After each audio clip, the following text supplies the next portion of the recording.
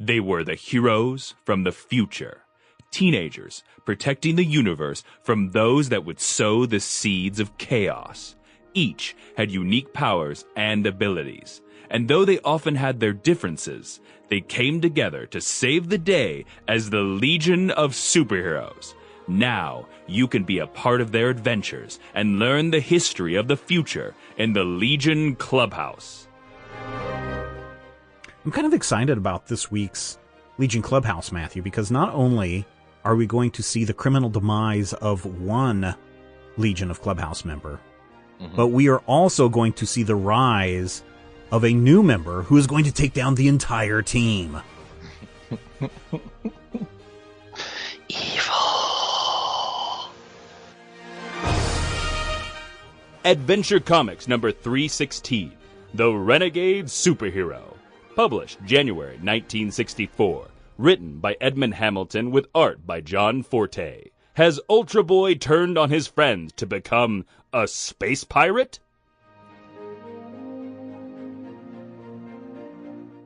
So, Adventure Comics 316 is one of the first stories I know that I remember from the Legion, but the first thing that strikes me when I open this issue, what a great splash page. Yeah, and it's really interesting, too, because in the last couple Adventure Comics issues specifically, that splash page has been the cover page.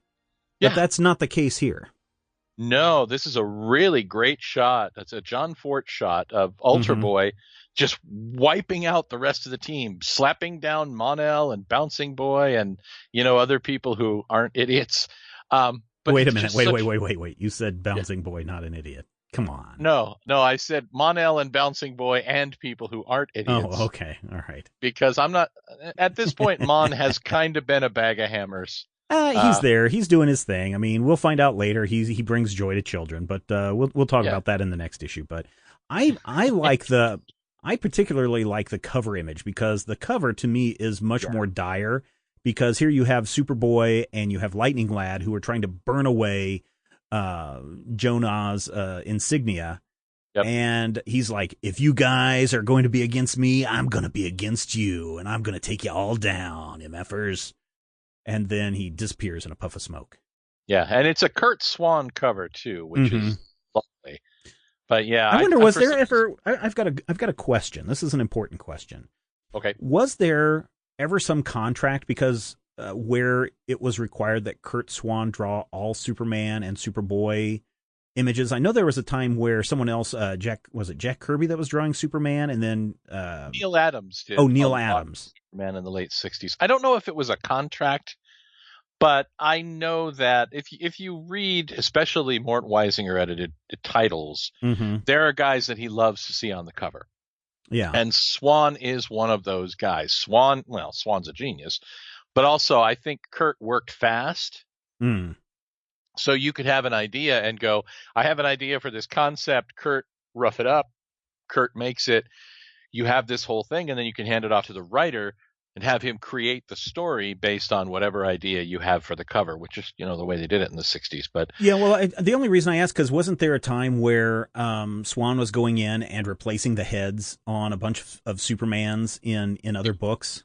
When Kirby took over the Fourth World titles, or created the Fourth World titles, I should say, and took over Jimmy Olsen, Kirby drew Superman in Jimmy Olsen, and yes, it was either Swan or, the guy whose name escapes me now, who, yes, they did go in and they had them redraw all of the Superman heads on Jack Kirby's art because they didn't feel that Kirby's Superman in 1971 looked Supermanly enough. Yeah, he kind of looked, I don't want to say evil, but he had a menacing look to him, which is still cool. They did the same thing with Super Friends. If you look at Super Friends, it's a big logo that we know with the six of them standing against it. The Alex Toth Super Friends, that Superman head has been redrawn as well. Yeah, that's really crazy.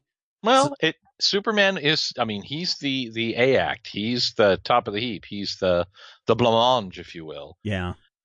And if you don't do Superman exactly the way editorial wants it, they'll get somebody who can, and they'll just cut and paste a new head. So one of my biggest problems with this issue, Matthew, is it feels like a giant clip show.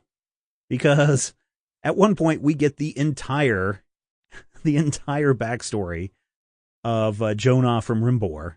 Yeah. We get his whole origin story again.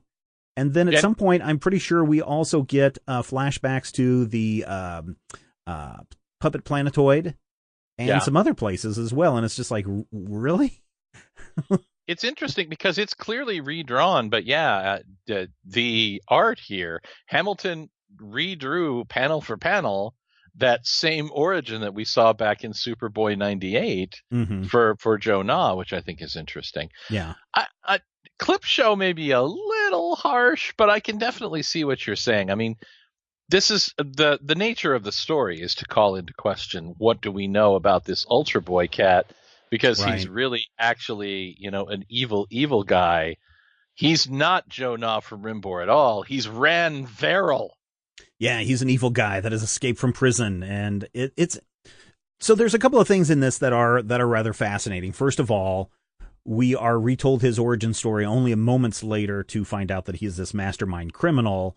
And there's also another criminal organization that's going around and stealing a bunch of science stuff from all over the planet Earth. Although I would think that there's more sciencey stuff on other planets, but let's make Earth the focus of attention because that's where the Legion Clubhouse is. Well, sure. Everybody reading the comic is from Earth. This is kind of a big deal as far as, what do you do when someone in your organization, well, first of all, in this case, he's a criminal, but what happens if someone has a different thought process than everyone else in the organization? What if someone does something that may be against the organization's values?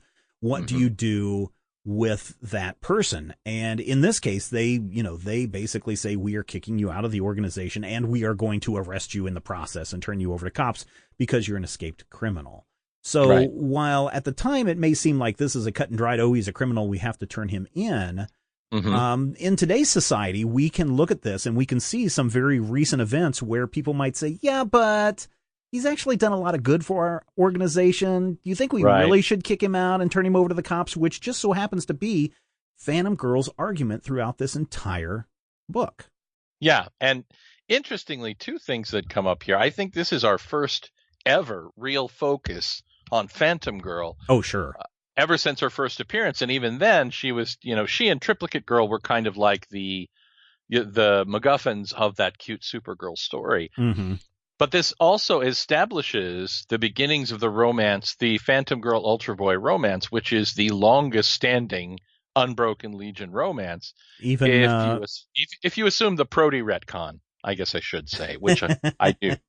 Well, what about Night Girl and Night Girl and Cosmic Boy? Cosmic Boy, yeah. Night Girl and Cosmic Boy actually don't get together until much, much later. I'm curious because we are starting to see, especially with the Night Girl a couple of episodes ago, and now with Phantom Girl and Ultra Boy, we're really starting to see the creators in this case Hamilton sit down and say, oh, it's time to start shipping these characters together, and let's match them up. And at some point, we are going to see, and of course we see this in the next issue, we are going to see people say, oh, we're going to need a lot more females in this organization if every boy is supposed to have a girlfriend. Yeah. Right. And that actually does happen. And I think that I'm perfectly fine with the romance. I think that the romance is one of the things that really appeals to me for a Legion story. This is 1964. Is that right? Yeah, this is 1964. So 1964 is past the point where romances as their own genre are really a widespread thing that you can find. You saw those a lot in the 50s, and DC had a few of them going into even the early 70s. But by folding the romance into the superhero stuff, first of all, it's kind of brilliant because when you have 18 people in play, you have 18 superheroes. If you make Phantom Girl and Ultra Boy kind of a team, that means that they can act as one unit. They, as a couple, can act as one fewer hero for you as a writer to figure out what to do. It is kind of brilliant. But yeah, it's really interesting to see that start happening and continue happening throughout the Silver Age. There are lots of little romances and even, friend, pal friend things, Up until this point, really the only standout friendship has been Superboy and Mon-El, who were Right. established as treating each other kind of like brothers. And Pete Ross and Starboy. Yeah. There's weird stuff going on in the background, but we're starting to see the Legionnaires individually pairing off or having relationships. And later on, we'll actually see them disliking each other, which I kind of hate and also love at the same time. But well, so here's the interesting thing about having, and I don't really care if it's a romance, but I do like the fact that people are forming relationships, because then, and I think this is what made the Legion of Super-Heroes last for as long as it did and be such a strong book in the DC lineup of titles that they were offering throughout the Silver, the Bronze, and the Modern Age, is that you have real interactions between this very diverse cast of characters, and you get to explore different things through their interactions. Batman and Robin can have as many conversations as they want, but ultimately Batman's going to say, I'm the boss, you're going to do what I say, and Robin's going to acquiesce and say, okay, Batman, you're in charge, until one day Dick finally says, you know what, I'm out of here, I'm going to be Nightwing. I'm a Nightwing now. But, that's a long time later. Here we're actually seeing Night Girl falling in love with Cosmic Boy. We have Phantom Girl and Ultra Boy are like getting kind of serious, and she's really pining away from him. That's the only thing I don't like about the romance angle in the books coming out during this period, is because all of the women get this close up where they've got tears in their eyes and they're like, gasp, does he love me? Oh no, what will happen to him? I must stalk him to the ends of time. I mean, that's the biggest thing that I have a problem with this, because at no point, at least so far, and now next issue is a little bit different, but at no point do we ever see a guy go, oh man, I need to do everything I can to make her notice me, or I need to do everything I can to make her my girl. And that will change as we start to see romances blossom between Bouncing Boy and Triplicate Girl and some of the rest. But for right now, it seems very, very one-sided, where the girls are pining and have this wish fulfillment for the boys, but it's not the other way around. And I know that if we are trying to be a very social, aggressive conversation in these comics, the boys are also going through, as teenagers, these weird hormonal changes in their bodies. And the girls are too, and it's not just the girls who have feelings and are confused about the opposite sex. Boys are doing the same thing, but they never really discuss it in these books.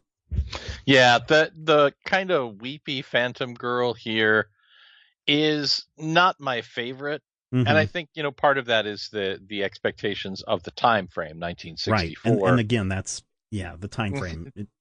That's some of that stuff that we've seen, where sometimes the gender roles come up and feel really antiquated. And I think that when you look at this in terms of, remember when you were a teenager, right? Everything was the most intense feeling ever, and these problems totally mattered.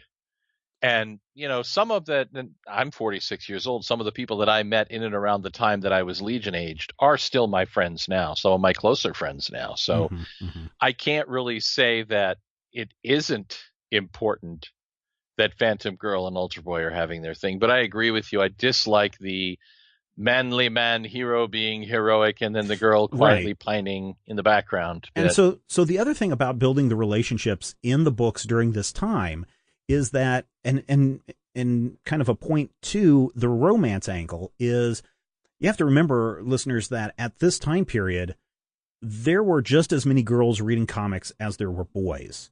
Yeah. And maybe even more so. Say more, yeah. Yeah, I think there have been some studies that have shown that right around the time that Superman was selling that 1 million copies per issue, that there were like 55% women reading comics to the 45% of men. So one of the things that's nice about this is now the Legion of Super-Heroes becomes a book that is for boys and girls. And then the girls can go, oh, there's romance in here, we got to read this. But again, boys who are, weirding out about hormones right at this time, it would have been very nice for someone like a Brainiac to go, oh man, I'm so nervous around Supergirl all the time. My palms are clammy. I don't know what I'm doing. Oh my God. Hello, Supergirl. Oh, my voice is cracked. Oh my goodness. I mean, just that, just a little something there would be one of those things where the boys could look at it and go, oh, they're feeling the same thing I'm feeling, as opposed to the girls who are like, oh, they're feeling the same thing I'm feeling. I mean, it's just, there's not a nice balance in that at this point. And that to me is a little disappointing, because I think today we would probably see a little bit more of that going on. Yeah, it happens more at the end of the adventure era, transitioning into the 70s. Mm-hmm. In fact, the specific example you mentioned does come up. Mm-hmm. Oh, I'm so sad at Supergirl. I'm going to create a robot version of you, and I'm going to romance her. But that comes like way later. Comes like 1968, so it's only a few years down the line. Okay, it's a few years down the line. But still. Yeah.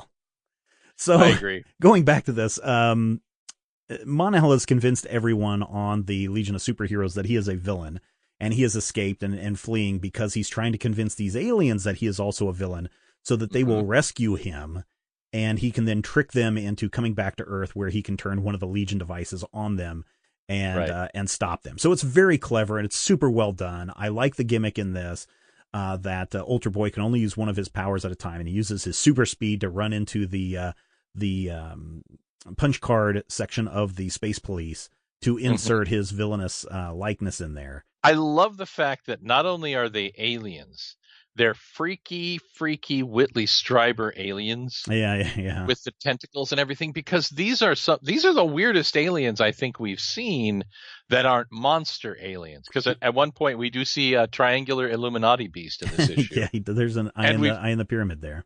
Yeah, we've seen the tornado beasts and the lightning beasts. We've seen a lot of monsters, but these are human-esque. These are smart and evil kind of creatures, but they're barely humanoid, and I really like how creepy and weird they are. Well, in fact, at one point there's a scientist that Ultra Boy discovers on one of the planets, where the scientist has transferred these bodies of quote unquote men into these monsters. And, you've got, like you said, the eye in the pyramid, the Illuminati monster. You've got the Illuminati beast. There's a displacer beast there. Yeah. There's clearly a beholder. There, as you said, some monsters, some creatures that remind me a lot of things that we would have seen in Star Trek comics a few years from now. Yeah. And, DC also had just a bunch of strange adventures and, weird futures and all sorts of wacky stuff. These monsters, these creatures would not be out of place in a 1957 Adam Strange story. No. But here they're used so cleverly. They're part of, and I have to give him credit, they are part of a flat out genius Batman gambit on the part of Ultra Boy. He's not just manipulating his friends, the entire Legion of Dunder superheroes. He's manipulating the science police and the alien bad guys, and he's doing this almost instinctually. It's fascinating to see the level of brilliance that Ultra Boy gets in this issue, because he drives this whole plot, all of these terrible things that happen. He brings this all around so that he can be in the right place at the right time down the line, and it's amazing to see how smart Ultra Boy is. And this is one of the stories that make me mad when people treat Ultra Boy as just another musclehead. Because Ultra Boy is not another musclehead. Ultra Boy is not like your smart guy in the lab with Brainiac and Saturn Girl.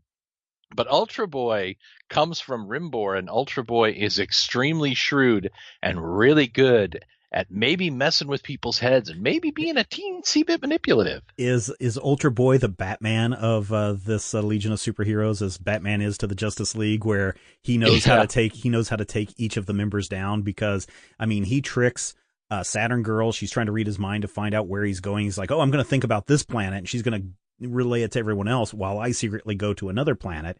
He deduces that Chameleon Boy is using Prody as a weapon, and it's not really going to fire. He comes upon the scientist and says, "Oh, I can't help you, but Mon-El will be along in just a moment." Right. And knowing that Mon-El would stop and help, he basically has a way of taking down each member of the Legion of Superheroes, and I think he's probably, maybe next to Brainiac, the most devious of the members of the Legion of Superheroes. 100% agreed. Ultra Boy grew up on a backwater world where everybody has a scam and everybody has a side hustle.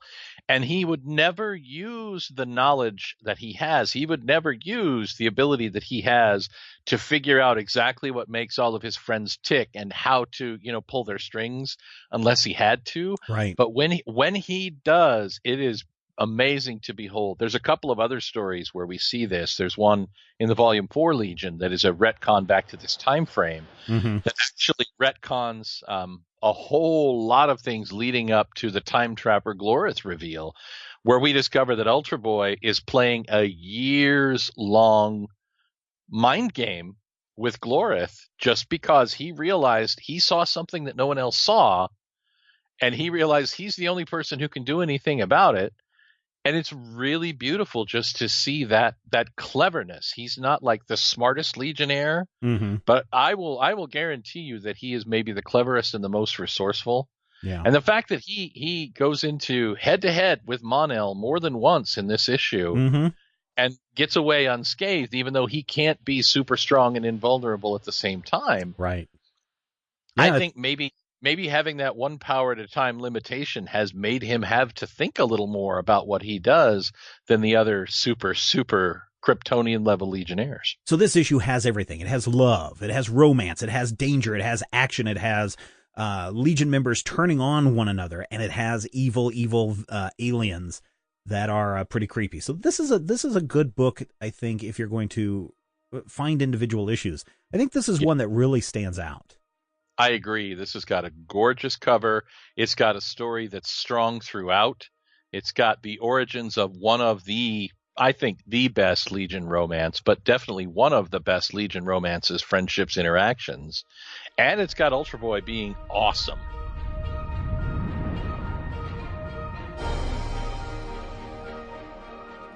If you enjoy the show, we would appreciate your support. You can find out more and become a Legion Clubhouse member at patreon.com/major spoilers.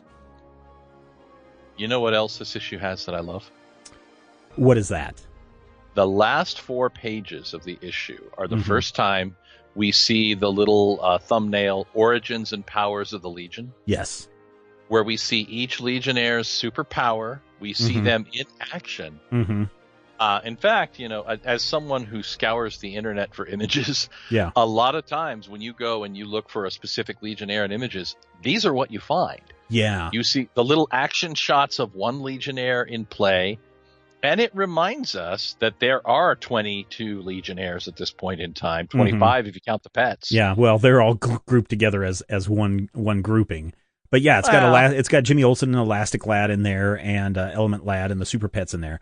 What's also nice is, in addition to those little thumbnail images, you also have back matter where it'll say, like, hey, here's image 19 of Supergirl. So you go over to the text and it says, Supergirl was born on Argo City, a chunk of Krypton, which was cast off into space, protected by an air bubble when the planet exploded. She has the same powers as Superboy.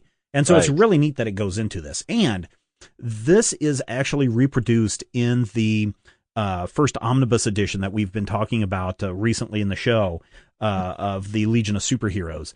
And it is beautiful how they've, taken away the grime of the original print, and they've got, new colors and everything in it. It looks really, really pretty, and they do give this a really nice, well-deserved section in that omnibus where you can look at these in a brighter color with cleaned up lines. It's just gorgeous. The colors are redone so that Brainiac 5's jumpsuit actually looks purple instead of maroon, and Triplicate Girl's costume is actually a deep purple instead of a light, prune color. It's nice that they've done that. And again, if you haven't picked up that omnibus edition, it is fantastic because it has all of these issues that we're talking about on this show, and definitely worth the price. But yes, this is a great primer for anyone who is wanting just a real quick, hey, who are these guys and what are they about and what are their powers? Doesn't have to get anything else into it. It just says, Phantom Girl phases through matter. Boom. Boom. There you go. I make the joke over and over. You can't tell the players without a scorecard. This is the scorecard, and they knew it this early in the run. Yeah. Unfortunately, Lightning Lass, well, we'll get into that in the next issue.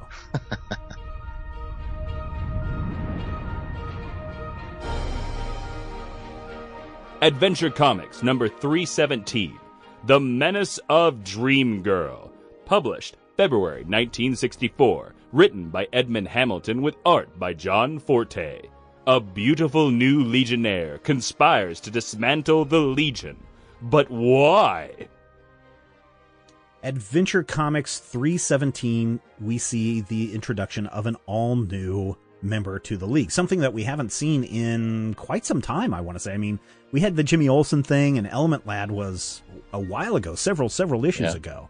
But as we were talking about, if we're going to start getting more romance into these comics, we need to add some more females. And this issue introduces us to Dream Girl. The hero who makes stilettos work.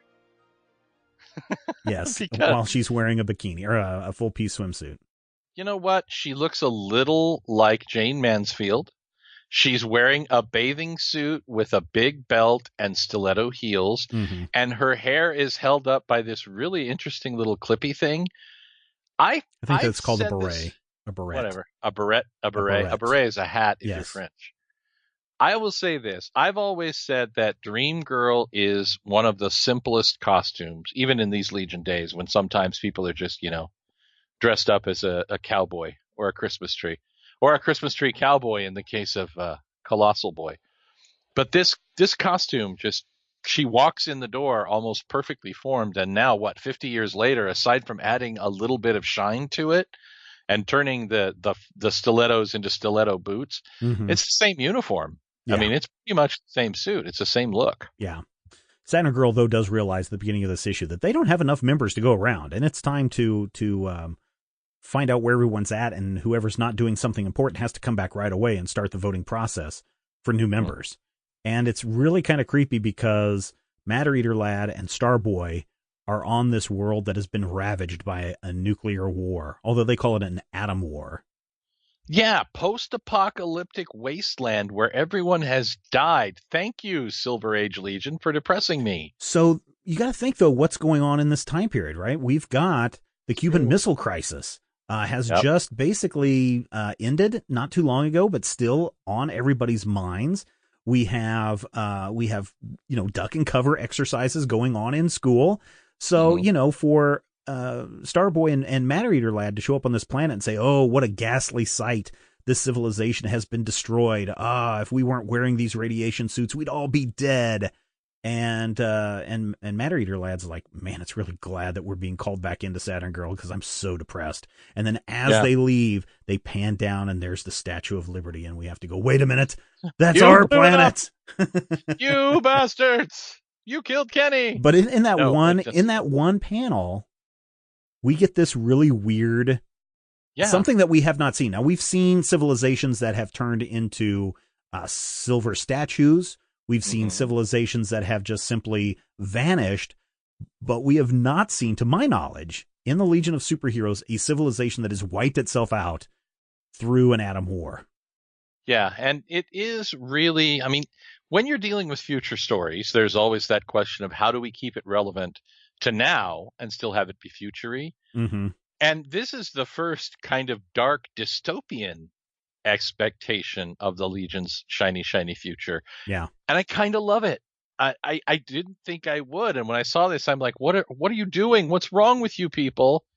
But then I realized what they were doing. And of course it comes back around later, but I really kind of dig it. I love first of all, I love the fact that it's Starboy, who we haven't seen Bupkis from. I mean, we have not seen Starboy other than a headshot and last issue's little vignette of him standing there having powers since his appearance in Superboy, where he was competing for Lana Lang's attention. There's also another fascinating thing that happens in this issue and carries over for another couple of issues. Superboy and Mon-El are traveling through the time stream, and they are trying to get through something called the time barrier. The time trapper has blocked them from going more than 30 days into the future, and they're just like, they're bashing against this barrier and bashing against this barrier, but then they are called back. Yep. Is this the first time that the time trapper is mentioned in the Legion comics? It is. And it's interesting because not only is that iron curtain of time unbreakable, they keep mentioning how it's 30 days in the future. 30 days in the future of this issue is the actual first appearance of the Time Trapper. Well, let me be a Matthew Peterson here. Okay. Well, if you go ahead and look in the next issue, it's not really the, Time Trapper just appears in a single panel behind the Iron Curtain, and he really isn't doing anything. But that's a first appearance, a cameo. Yeah. No, that's the equivalent of, the first appearance of Wolverine is that shot, yeah. Is in what? And then Hulk 180. No, it's actually in a advertisement from a couple of weeks before, a little black and white advertisement saying coming soon in comics, and it's got that picture of Wolverine. Well, and I don't think that, when we talk about first appearances, are we talking about, one little half panel at the bottom corner of a page? Does that count as a first appearance? Maybe is it in the story? Yeah, they're talking, but he does nothing, but it's a cloaked figure. But that's the thing. I think that you do have to draw a line somewhere. But for me, appearing in the story and being a cloaked figure going, yeah, ha, ha, is a first appearance. Yeah, no, I'll go with that. But to just say that. Isn't. But to say that this is like. This like is the next cool. To say that next issue is like this big Time Trapper story is kind of a bit of a let on. No. I said it's his first appearance. What is cool about this is that Hamilton says, I'm just going to throw in this really weird thing about a Time Trapper and this steel curtain of time, and next issue I'm going to pull the exact same thing, and we start to get this buildup of the Time Trapper, who is arguably one of, if not the greatest villain, Menace, to the Legion of Super-Heroes. Yeah, it's basically the Time Trapper, Mordru, and Emerald Eye. At least the core 3 LSB members. Yeah, the Emerald Eye as part of the Fatal 5. Yeah, the Fatal 5 I would put in there. Yeah, but I would definitely say the Time Trapper is really the first major threat. Because I don't think, every villain, and we'll get more as the Time Trapper starts to appear more and more in these issues. Mm-hmm. But so far, any villain that we have encountered in these books have always been little one-shot villains. Yep. Some of them have come back, in the case of the, what's-his-face, who comes and terrorizes Triplicate Girl in another volume. But this is one that, this is the Time Trapper. This is a guy that is going to do everything in his power to end the Legion of Super-Heroes. So much so, if I'm not mistaken, he actually creates a pocket universe of time for a bunch of them to live in for a while. Later on, yes, he is actually responsible for, after the Crisis on Infinite Earths rewrites the timeline, the Time Trapper actually protects the Legion kids that he knows so that he can still destroy them. I know, isn't it just freaking crazy? That is so weird. It's and also, so crazy. What's really fascinating to me about this is this Time Trapper thing is, we've seen continuity callbacks. We've seen things that go, remember when XYZ happened and Prody died? Right. This is the first time that they've really called attention to working forward, to a little bit of playing around with the nature of what's happening, what's coming later. A little preview of things to come. Exactly. A little bit of foreshadowing, which is an important literary technique and your key to quality literature. But first, before we can get to that, let's get to some hubba tongues a waggling. Hey, look at that new girl. She's a real dreamboat. Which is, again, I'm glad that they're adding in more female characters, but all the guys are just like falling all over themselves to do everything they can for Dream Girl. You want some Neptune nectar, if you know what I mean? How about I take you to the 9 planets of ice cream? If you know what I mean. Yeah. It is kind of sad to see, 8 or 9 boy Legionnaires just tripping over their own drool. Yeah. But interestingly and importantly, foremost amongst those Legionnaires is Tom Keller, Starboy. Yeah. Who, in this issue, not only gets his defining relationship in his tongue dragging for Dream Girl, this is the first time we see him get his classic powers, his mass shifting power. Before this, remember he had the all of the full scale Kryptonian abilities, right, in his in Superboy. So this is another thing that's really important about this issue is, and I don't know if it was Hamilton or if it's someone else who is basically like, look, we are playing fast and loose with these Legion Air rules for membership, all the Constitution and everything, because we have, if you read in the letters page, there are members, there are kids who are writing in, and adults too, that are writing in saying, hey, look, you can't have Lightning Lad and Lightning Lass both be a member of the team because that violates the Constitution. You can't have, Starboy and Superboy all in the Legion at the same time because they all have the exact same powers. And I think that at this issue, Hamilton says, okay, we're going to address this. We're also going to introduce a new character who has the ability when she dreams to see a day or so into the future. Yep. And most importantly, I think that when they put it all together, this doesn't feel like a housekeeping issue that says, I have a checklist of things that I need to clear up. I need to create this character who can see the future so that we can talk about the time travel guy in the future. And I need to fix the Lightning Lass problem. And I need to fix the Starboy problem. And, I need to bring Starboy in because he existed, but then we haven't really been using him because we kind of forgot that he existed, it seemed. Yeah. And we need to create another romance. And right away, of course, none of the girls like Dream Girl. They're like, oh, her powers are no good. And you start to get some real jealousy maybe going on. Well, not maybe going on, literally going on. Definitely going on. Because some cattiness, yeah. Yeah, so they put her to a test, and she passes. And when it comes time for a vote, all of the men say yes. All of the women say no. And they're like, well, according to the, in bold, Legion Constitution, and that's really important, kind of a foreshadow of what's to come, she's in. She is a member. And immediately she starts to use the Constitution against the members of the Legion of Super-Heroes. She suddenly becomes super catty, and she starts using subclauses and other things in the Constitution to start removing members one by one. Yep. Here's the thing. The planet that she is from, was it Naltor? Naltor. That's a planet of super scientists. So not only is she super beautiful, she's super smart. Yeah. And she has the ability to see the future. Yeah. There's actually a story down the line that at one point 4 Legionnaires are trying to figure out why they're the only ones who aren't affected by a villain's universal hypno ray. And Brainiac 5 is like, well, clearly we're the 4 smartest Legionnaires, and it's him, Saturn Girl, Chameleon Boy, and Dream Girl. Yeah. And the 4 of them are just like, oh, well, the 4 of us now have to figure out how to save the universe with, from Mon-El and Ultra Boy and Superboy. But yeah, I like the fact that they don't fall back on having her be a super beautiful airhead. Yes, which, I have seen other depictions of her, which at times have come off that way.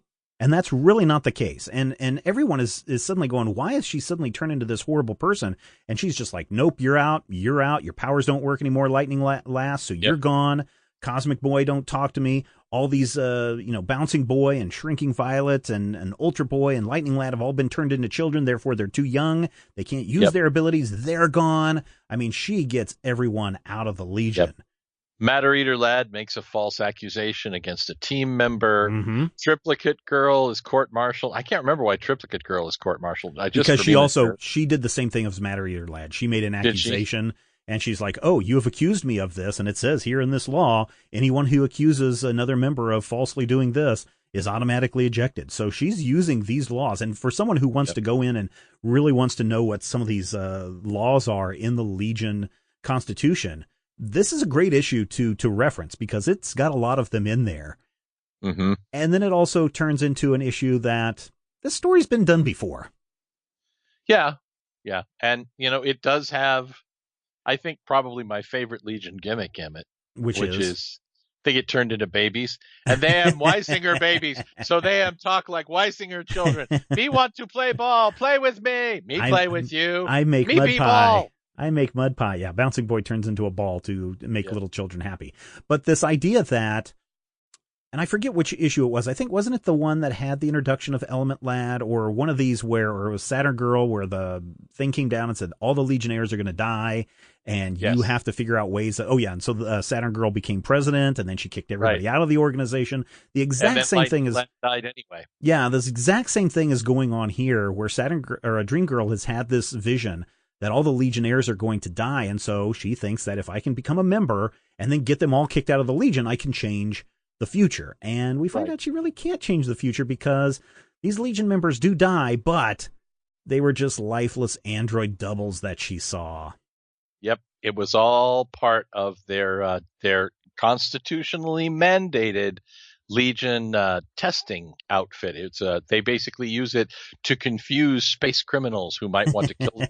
It's kind of like those. Have you ever seen those police cars where they put the dummy inside, so you think that it's a police officer tracking you down, and so everybody slows down and doesn't do anything? This is exactly like that. There's a small town near Salina where the entire police force consists of a billboard behind the trees when you come over a hill, painted like a police car. That's funny. That is funny. Literally the police department for the city, and it's beautiful. And the fact that the Legion in the year 3964 or 2964 uses those same tactics is beautiful. Yeah. You know what else I find beautiful? What's that? I have complained in the past about a John Forte's figure work and how stiff it is sometimes, and how characters, his action sequences aren't necessarily really well plotted. The facial expressions in this issue are top notch. Oh yeah, when you see Starboy gazing longingly at Dream Girl, and she's just kind of giving him this little, smile and a wink, kind of flirtatious look back, it's masterful. Yeah, and the expressions, there's a couple of pages where Dream Girl goes from being shocked about her dream to being untrustworthy of Triplicate Girl to suddenly looking like she has a secret because she's, being all secretive. Mm-hmm. 3 panels in a row, same face, clearly the same character, but such a wide range of emotion. Yeah. And you can look at this and go, I can forgive Forte the occasional stiff figure when you have that kind of facial expression. Mm-hmm. Yeah. I still can't forgive Bouncing Boy's haircut, but... So they've cleared up the whole Constitution thing. They've gotten a reason why Dream Girl can be around. Everyone has forgiven her except for Lightning Lass, who's like, look, I still don't have any powers and I'm still out of the league. And Dream Girl's like, remember, I'm smarter than you. When that electrical thing exploded, it didn't get rid of your powers. It just changed them. Try lifting up the clubhouse. And we find out that. So Lightning Lass goes over and she picks up the clubhouse with ease, because now her new power isn't lightning, but it is the ability to make something light for a limited amount of time. So therefore, her new name shall be Light Lass. Exactly. And it's clever and it's cute, and you kind of appreciate the thought process of that, because lightning to Light Lass is really kind of neat. And also in this issue, you remember we solidified that Starboy can make things heavier and increase their mass. Mm-hmm. He doesn't have the ability to do it himself. So we have now Light Lass. Starboy and Light Lass can do the old 1-2 and make things super heavy and super light all at the same time. Yep. It's really well constructed. And again, this story comes together, and when you read it, you don't think, oh my God, here's the checklist of things that he wanted to get in here and make sure got done in this story for housekeeping purposes. But that's clearly what happened. There were clearly several things that had to be dealt with, and also give us this rollicking adventure story where the Legion might die. Mm-hmm. It's kind of fascinating to see how well they pulled that off. Well, there's a lot to cover in this issue, and while this is not, in my opinion, a great story, I really think that 316 is a better issue than this one. In this issue, we get a new Legion member who's an attractive female, right? Who's also very smart. We get a ton of Legion Constitution and bylaws stuff that's very important. Yes. And we clear up some issues with membership in that everyone can only have one power. So this book has a lot more going for it than just a kind of a rehash story. So I think it's still really important. But of the two, this one is not as strong, I think, personally, as issue 316. I feel like 316 is a better story. You're absolutely right. This is one of those issues that is historically important. And this one will actually cost you more than 316, which is kind of a shame too. But yeah, well, it's got a couple of first appearances in it. And Yes. It's also got some important, Legion changes. It's one of those issues that's full and just full to the brimming with stuff.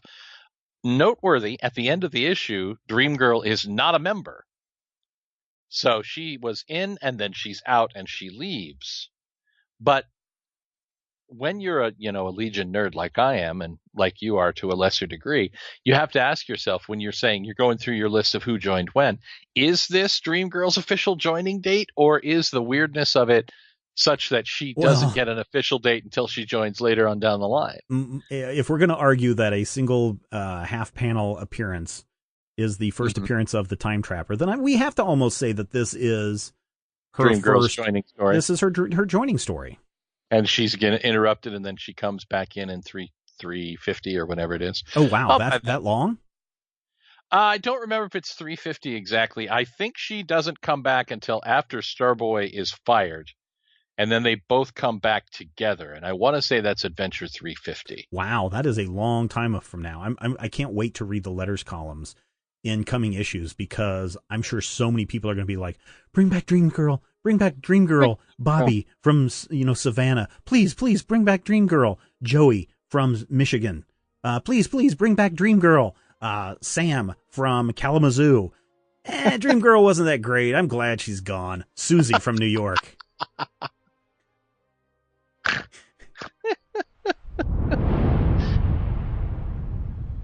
We've come to the end of another Legion Clubhouse episode, Matthew, and what have we learned this week? We've learned that even if you're beautiful, you have to be smart as a whip.